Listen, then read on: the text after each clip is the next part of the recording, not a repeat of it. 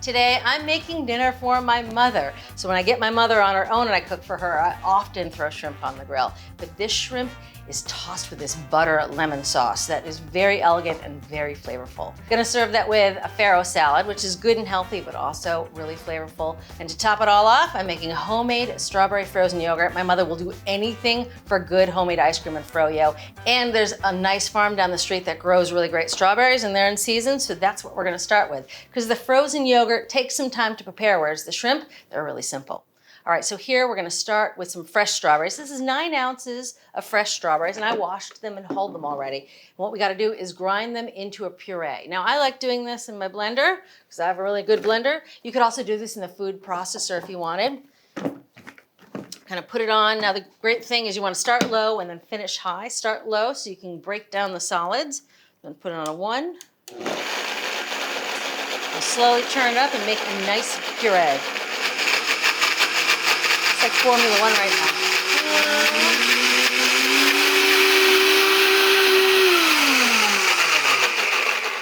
now. All right, so that you can see is nicely pureed, almost like a sauce. And I know because I make this all the time that 9 ounces of strawberries give you 3/4 of a cup of puree. Oh, the smell of strawberries right now is overwhelming.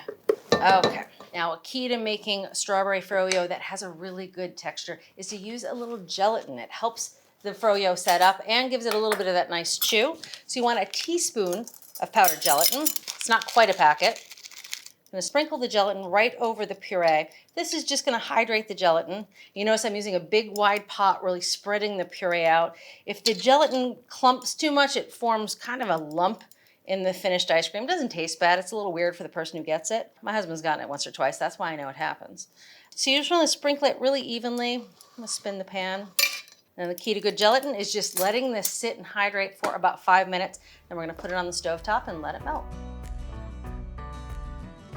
This gelatin has been hydrating for 5 minutes. You can see it has that wrinkled appearance on top. That's good. Now I'm gonna put it over low heat. I'm just gonna let the gelatin melt gently into the puree. You could also easily do this in the microwave, obviously not in a metal pot, but you wanna blast it on high power for about 30 seconds till it's just bubbling around the edges. All right, so that gelatin has melted, didn't take long. Now I'm gonna turn the heat off, pull the pot off the hot burner, and let this cool for 5 minutes while we get the yogurt ready. All right, time to focus on the yogurt. Now here I have a quart of whole milk yogurt that's plain, it's not sweetened, and I've let it drain overnight. Now this is how you drain yogurt, it's very easy. Take a nice deep bowl, put a strainer over it and line it with a triple layer of cheesecloth. Then you add the quart of yogurt, you cover it with plastic wrap, and you refrigerate it until all the whey drains out. Now the amount of whey that drains out of this yogurt is important for the recipe. You just wanna get rid of 1 1/4 cups of whey. So I'm gonna set this aside. I know it's shocking how much liquid comes out of that. So I'm gonna measure out 1 1/4 cups. If you have any extra, you're gonna wanna stir that back into the yogurt. So I'm gonna get rid of this. And now the yogurt's gonna go back into the bowl. Okay, just a few ingredients go into the yogurt. We're gonna start with some Lyle syrup. Now this is a British ingredient. It is cane syrup, but it has a deep sort of maple syrup-like flavor that is really good in this yogurt. If you can't find it, you can easily substitute corn syrup. But because it's an invert sugar, that really is important for the texture of the froyo. So don't leave it out. You only need 3 tablespoons. It's also the kind of ingredient that once you get it in your house, you're gonna find yourself adding it to all sorts of things because it's just a really lovely but unique flavor. Next, we're gonna add some sugar, 3/4 of a cup of granulated sugar. Last but not least, a little bit of salt, 1/8 of a teaspoon thereabouts. I'm using kind of a small bowl here. I'm doing that on purpose. I'm a big fan of using big bowls for whisking and mixing. It makes less of a mess. But this bowl has a lid, and we're gonna let this chill. So that's why I'm using the smaller bowl. All right, time to add the cooled strawberry puree. We're gonna add this right to the yogurt mixture. Now we're just gonna whisk this together, and this is the frozen yogurt base. From here, it goes right into the ice cream maker. But one trick is you want to chill this mixture down before putting it in the maker. That'll just give you better ice cream. The longer it takes to churn ice cream, the worse it is, the more ice crystals. So you can either put this in an ice bath and chill it down really quickly, or you can put it in the fridge overnight, which is generally what I do. I know, it's a comically small bowl for this. Like I said, I chose this bowl on purpose. This is my ice cream making bowl because it fits everything and it has a lid. So when I put it in the fridge, it works really well. So into the fridge this goes, and then we'll come back and turn the ice cream later. At Cooks Illustrated, we're food nerds. That's why every recipe we develop involves research, cooking science, and rigorous testing by our team of expert test cooks. Only the highest rated recipes earn a place in our award-winning magazine. Every issue features our latest recipes and discoveries, cooking tips, and equipment and ingredient reviews. Our step-by-step photos and hand-drawn illustrations show you exactly how to succeed. So, are you ready to become the best cook you know? Subscribe to Cooks Illustrated magazine at cooksillustrated.com today. Time to make the frozen yogurt so this mixture is nice and cool. And again, I like to put it in the fridge. I just think it's easier, but if you're tight on time, you could put this mixture over a bowl of ice into an ice water bath and chill it down quickly. You want this mixture to be at least 40 degrees before you put it in the mixer. Into the canister it goes. All right, canister into the ice cream maker. Turn it on. Press the start button. Now this is a really nice ice cream maker. I treated myself after having a number of less expensive ones where you freeze the canisters, which work really well. But how long it goes and how long it takes really depends on your ice cream maker, so follow the manufacturer's instructions.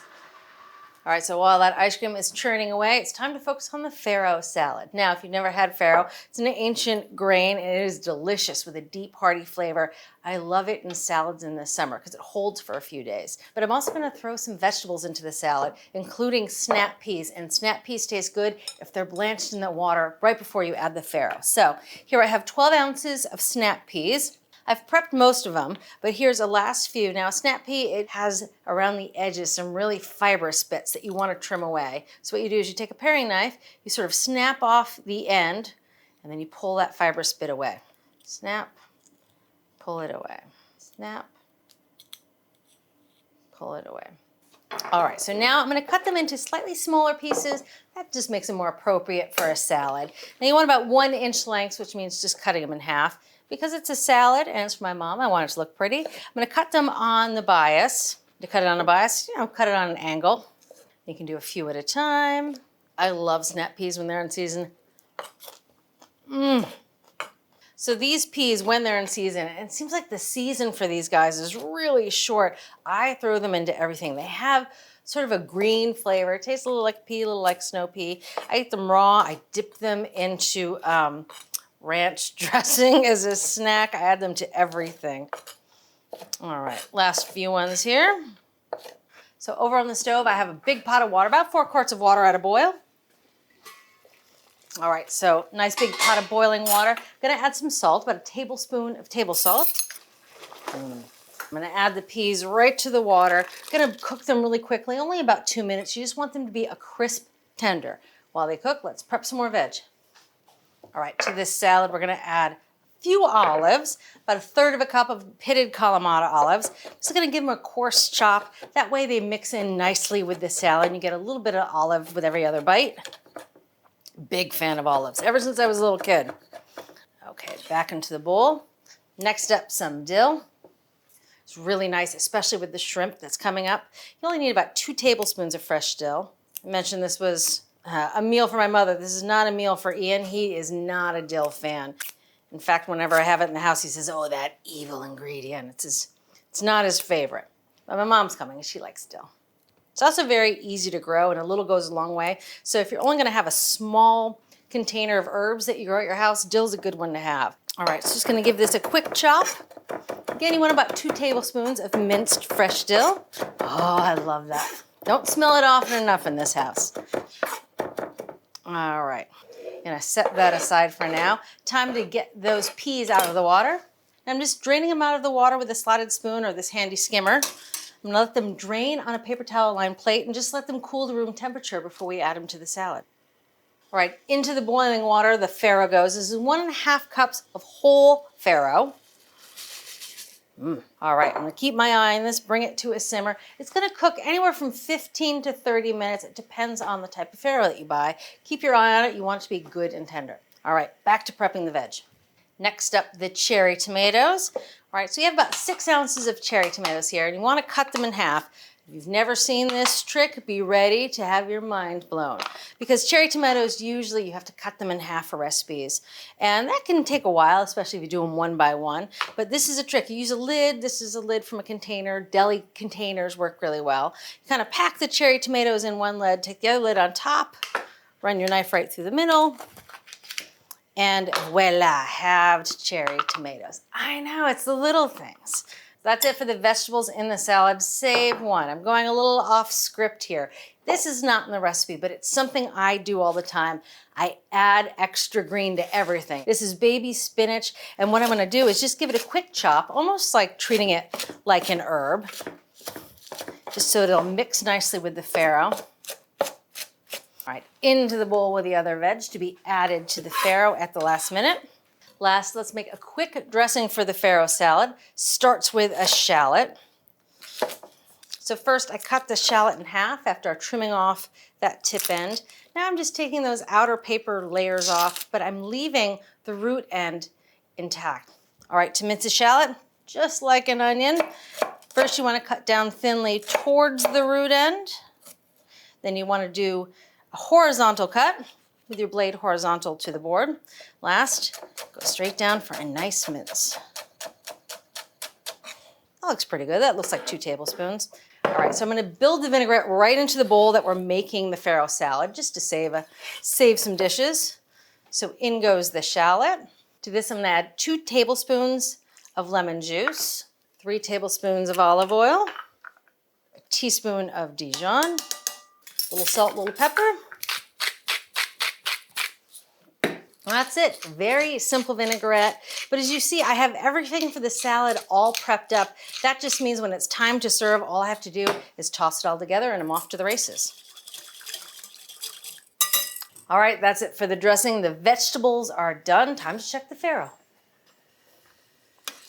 All right, this farro has been simmering away for about 20 minutes. You can see it looks quite different. The grains have busted open, kind of like barley. Only one way to tell if it's done, and that's to taste it.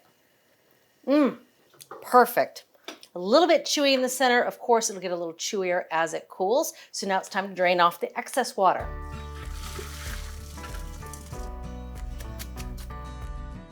All right, now before we assemble the salad, we need to cool the farro off.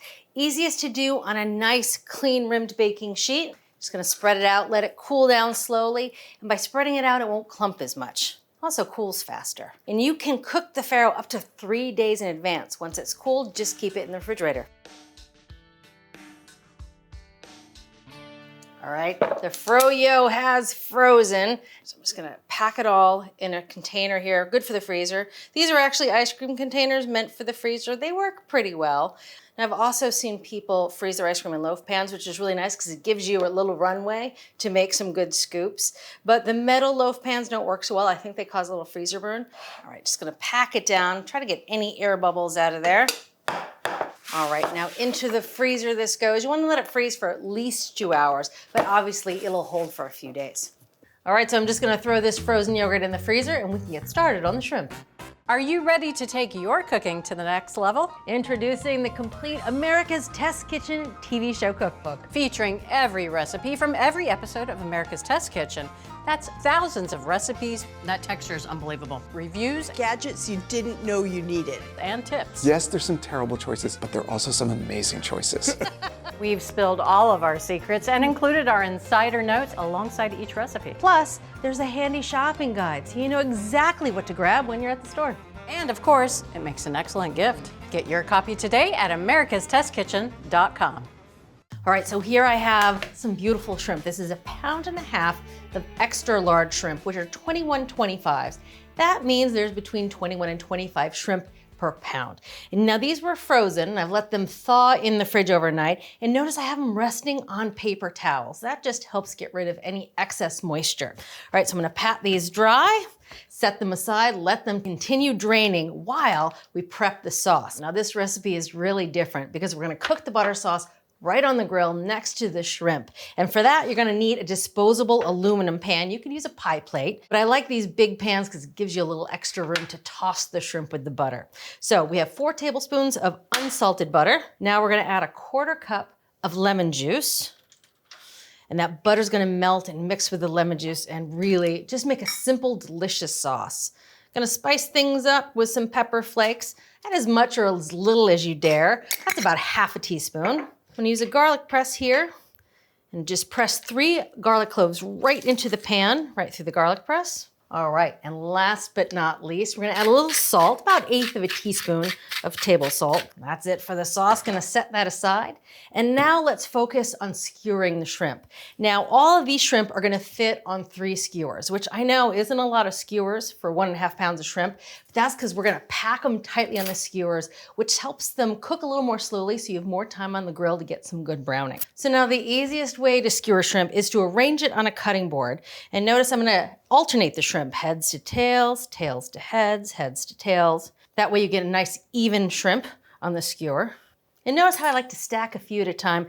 This just makes it easier. Of course you could do 1 shrimp at a time, but I like this method because it's a little more efficient. Now I'm gonna go up one side of each of the shrimp. And if you notice, I put the skewer just on one side of the shrimp. And that's because I've learned over the years, no matter how good your skewers are, these shrimp, as they start to cook, start to twirl around the skewer. So using double skewers just makes them easier to maneuver around the grill. So I'm gonna go on the other side and double skewer the shrimp. It's a pro move right here. So the shrimp are tightly packed on these skewers. Just gonna wash my hands and we can finish getting them ready for the grill. So just a few more ingredients to get these shrimp ready for the grill, starting with some olive oil, 2 or 3 tablespoons, drizzled nicely over the shrimp. I wanna make sure the oil gets on both sides. So I'm gonna use a brush, and of course, whatever gets on the sheet pan, you can kind of rub them in. Yeah, nicely coated with oil. A little bit of salt and pepper. All right, last but not least, we're gonna add just a little bit of sugar to one side of the shrimp skewers. That just helps them get nice and brown on the grill. So just a 1/4 teaspoon of sugar. It's gonna sprinkle it lightly over one side of the shrimp. That's it, nice and simple. Now it's time to go heat up the grill. Okay, this grill has been heating up with all the burners on high for 15 minutes and it is screaming hot. Now the first thing I'm gonna do is turn off 2 of the burners and leave 1 of the burners on because you don't need a lot of real estate for grilling just 3 skewers of shrimp. But also I love having a cool part of the grill. It's like a holding zone. It's like the oh no zone. If something's burning or on fire or your timing gets off, you can slide everything to the cool part of the grill and just have it in a holding pattern. So it's like a little safety zone. All right, so first on, I'm gonna put that pan with the butter and the lemon juice and the garlic. I'm just gonna let that butter melt and let it start to make a sauce. This takes about a minute or 2. As that butter melts, you can start to smell the garlic as it's cooking and the red pepper flakes, and of course all that lemon juice. All right, that butter is melted and the sauce is smelling good. I'm gonna slide it over here to the cool part of the grill or the holding zone, but I'm gonna keep my eye on it. Sometimes this grill can get away from me because it's a pretty hot grill. If I start to see it charring around the edges, I'll just take it off altogether. All right, time for the shrimp. Now, these shrimp, remember, are sugared on this top side. So I'm gonna start them sugared side down. So I'm gonna cook this first side of the shrimp for about 4 minutes, which is actually kind of a long time given how small they are. But I really wanna concentrate the heat on that one side to get a nice, good char. And again, having the shrimp stacked on the skewers as they are, almost crowded on the skewers, is perfect because you can spend a little extra time to get that char without worrying about overcooking the shrimp. All right, it's been about 4 minutes on that first side. Time to flip them over. Oh, look at that beautiful char. So just another couple minutes on the second side. Not gonna cook it for 4 minutes. By then, the shrimp would be long overcooked. So the second side, just a minute or 2. All right, so these shrimp have been cooking for a few minutes on the second side, and now is for the fun part. I'm gonna slide the shrimp off the skewers right here at the grill into the butter sauce. Now these skewers are hot, so you wanna use a pot holder or a towel. Using your tongs, just slide the shrimp right off. Right into that butter sauce. Oh yeah, grilled buttery shrimp. I mean, come on. All right, now you just wanna shake the shrimp around in that butter sauce. I'm putting it back over the heat just for a final 30 seconds. Let the shrimp and that sauce heat through together. Oh, you can smell the garlic and the shrimp and that lemon. All right, that shrimp is ready to come off the grill. Time to put it on a clean sheet and head inside. Now here is the farro that's been cooling on the rimmed baking sheet. Now I'm just gonna slide it right into this bowl of vinaigrette. And this is a good trick to know whenever you're making a grain salad, just to spread it out on a rimmed baking sheet. That is not only a fast way to cool it down, but it prevents it from overcooking. All right, that looks pretty good. Now just gonna toss it with the vinaigrette, make sure that vinaigrette really evenly coats all of the farro before we add the rest of the ingredients. All right, now I'm gonna add all the vegetables that we prepped earlier. There's that spinach, my little addition. There's the olives, all that fresh dill. This is gonna be a very full bowl. Next, the snap peas. And last, I'm just gonna add 1 can of cannellini beans that I drained and rinsed. They just add some nice texture, some good protein. Also, if you happen to have a vegetarian at the table, this can really serve as a main course too. So that's always nice. So I'm gonna gently toss this together. I know it's a packed bowl. I mean, really, you should use a big bowl to toss the salad and then put it in a serving bowl. But sometimes I just hate doing extra dishes. Oh, it smells so good. All right, that looks pretty good and mixed. That is ready for serving. Now on to the shrimp. All right, here we have the grilled shrimp, still nice and hot. Has that butter sauce with the lemon, the garlic, and the pepper flakes. Gonna finish it with a little chopped parsley, about 1/3 of a cup. Just wanna toss that around. It's all about the butter sauce. Now you could just throw this disposable pan right on the counter and let people serve themselves. I've done that in the past. It works, especially for a really casual meal. But this is for my mom, so I'm gonna make it look pretty and put it on a nice platter. Oh. All right, let's not forget about the sauce in the pan. I'm gonna try to collect it all into one corner. And you pour it right over the shrimp. Ooh, yes, ma'am. All right, there are the shrimp. Finally, just a few fresh lemon wedges. Just if you want them, a few over the top of your shrimp. Fresh lemons never hurt. This is a lovely summer meal, and what better to go with it than a nice glass of white wine. Now today I'm having a Chablis. Now Chablis is a region in France. It's a region inside Burgundy. And like most French wines, the varietal is actually the region type. So once you learn the regions, you'll know the varietals. So Chablis, they only grow Chardonnay, or at least they mostly grow Chardonnay. So when you see a Chablis, it's a Chardonnay, but it's never done in oak. The Chablis style is done in stainless steel, so it's very light, perfect with seafood. Time to make a tasting plate. Wedge of lemon, right onto the shrimp. First, some of the salad. The dressing is so simple. It's just olive oil, shallot, a little bit of Dijon, but it really brings all the vegetables together. And the shrimp is perfectly cooked, tender on the inside. I love the char of the grill, and that lemon butter sauce doesn't get better than that. I love these combinations of flavors. This is a perfect meal for my mother, and I know she's gonna love finishing it with that homemade strawberry frozen yogurt. Now I'm gonna show you how easy it is to make a homemade chocolate shell topping for ice cream. And yeah, you can buy it in the store, but when you make it yourself, it tastes so much better because you can use good chocolate. Now it's just 3 ingredients, and the key is using coconut oil because it's high in saturated fat, so it's solid at room temperature. All right, so the ratio of coconut oil to chocolate is 2 to 3, and that translates to 1/4 cup of coconut oil and 3 ounces of chocolate. We're just gonna put this in a little saucepan that we're gonna melt over the stove. Now you can also do this in the microwave, very easy. And microwaves are nice because you can teach your kids how to make it and they can make it for themselves. You could also use chocolate chips here. I like using chopped chocolate because I like good chocolate. That's 3 ounces of bittersweet chocolate that I chopped up. Last, just a pinch of salt. And we're gonna put this on the stove, medium-low heat, just until it's all melted. So I'm just gonna melt this over medium-low heat. If you were doing this in the microwave, use 50% power, just because you never know how powerful your microwave is. And again, we're just looking for the chocolate to melt, and then we're gonna whisk it in with the coconut oil. It smells good. That's it. Chocolate's melted, the coconut oil is melted. Now I'm just gonna set this aside until we're ready for our ice cream. Time for the homemade frozen yogurt. Oh, the first scoop is out of the containers, always the best. There's 1, 2. Now time for the chocolate hardening sauce.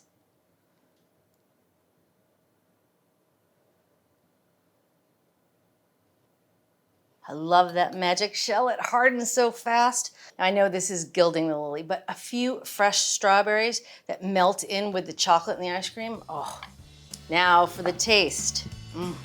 The yogurt is the perfect balance of strawberries. You can taste the yogurt, the tang, a little bit of sweet, and that chocolate shell with the fresh strawberries just takes it over the edge. Perfect ending to a lovely meal. See you next time. If you're ready to take your cooking to the next level, head over to americastestkitchen.com and get a free trial of our ATK Essential membership. While you're there, you can sign up for our free email newsletters and download our app. So, what are you waiting for?